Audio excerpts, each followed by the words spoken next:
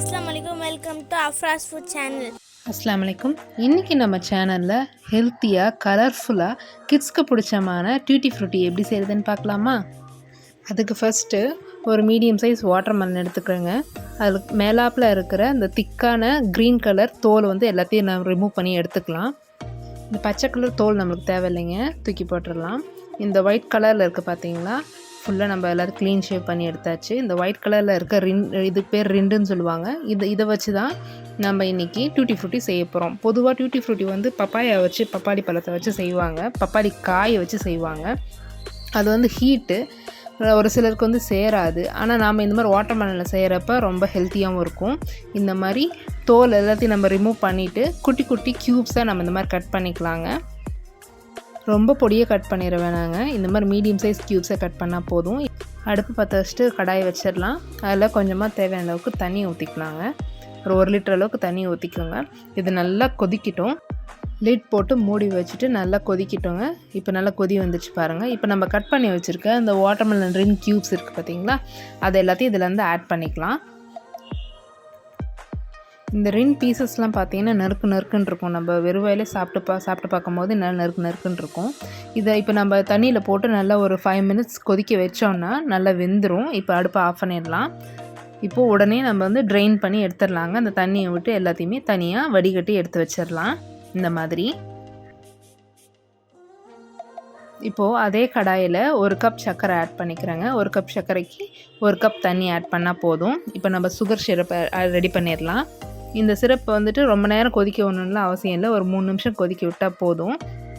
இப்போது நம்ம கொதிக்க வச்ச, அதாவது வேக வச்ச அந்த ரின் பீசஸ் எல்லாத்தையும் இதில் ஆட் பண்ணி ஒரு 7 நிமிஷம் நல்லா மீடியம் ஃப்ளேமில் நல்லா கொதிக்க விட்டுறலாங்க. நல்லா அந்த சுகர் சிரப் ஃபுல்லாக நல்லா அதில் உள்ளார அப்சார்ப் ஆகும். இப்போ நல்லா கொதிச்சிருச்சு. இப்போ அடுப்பை ஆஃப் பண்ணிவிட்டு ஒரு 3 பங்காக பிரிச்சுக்கலாங்க. இப்போ 3 கலராக நம்ம இது பண்ண போகிறோம். 3 கலர்ஸ் மட்டும் இல்லை, 3 ஃப்ளேவர்ஸில் நான் ரெடி பண்ண போகிறேன் டியூட்டி ஃப்ரூட்டியை. நல்லா டேஸ்டியாகவும் இருக்கும். உங்களுக்கு கிட்ஸ்க்கு ரொம்ப பிடிச்ச மாதிரியும் இருக்கும். அதனால் 3 பவுல்ஸில் நான் தனியாக ஈக்குவலாக பிரித்து வச்சுக்கிறேன். சுகர் சிரப்போடு ஆட் பண்ணிக்கோங்க. ஆட் பண்ணால் தான் அது நல்லா ஊறும். அந்த சுகர் சிரப்பில் நல்லா ஊறிட்டுருக்கும்.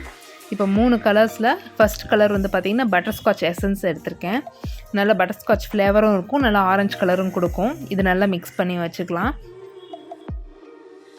அடுத்து பார்த்திங்கன்னா பாதாம் எசன்ஸ் எடுத்துருக்கேங்க. இது எல்லோ கலர் கொடுக்கும். நல்லா அந்த பாதாம் ஃப்ளேவர் இருக்கும். பாதாம் பாலுக்குலாம் நம்ம யூஸ் பண்ணுவோம் இல்லையா, அந்த மாதிரி. தேர்ட் பார்த்திங்கன்னா பிஸ்தா எசன்ஸ் ஆட் பண்ணிக்கலாம். என்கிட்ட பிஸ்தா எசன்ஸ் இல்லை, அதனால் நான் க்ரீன் ஃபுட் கலர் ஆட் பண்ணிக்கிறேன்.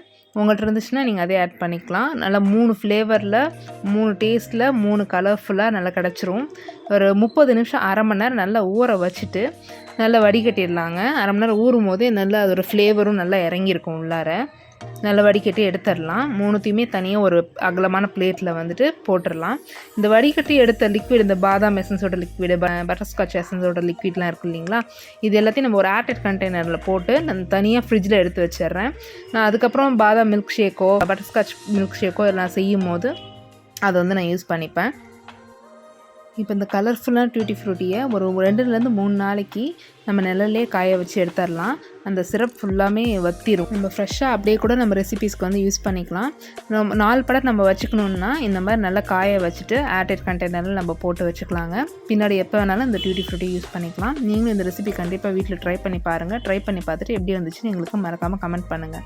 நம்ம சேனல் வீடியோஸை லைக் பண்ணுங்கள், ஷேர் பண்ணுங்கள், சப்ஸ்கிரைப் பண்ணுங்கள். பக்கத்தில் பெல் ஐக்கானை ப்ரெஸ் பண்ணிக்கோங்க. ஜஸாக்கல்லாஹ் ஹைர்.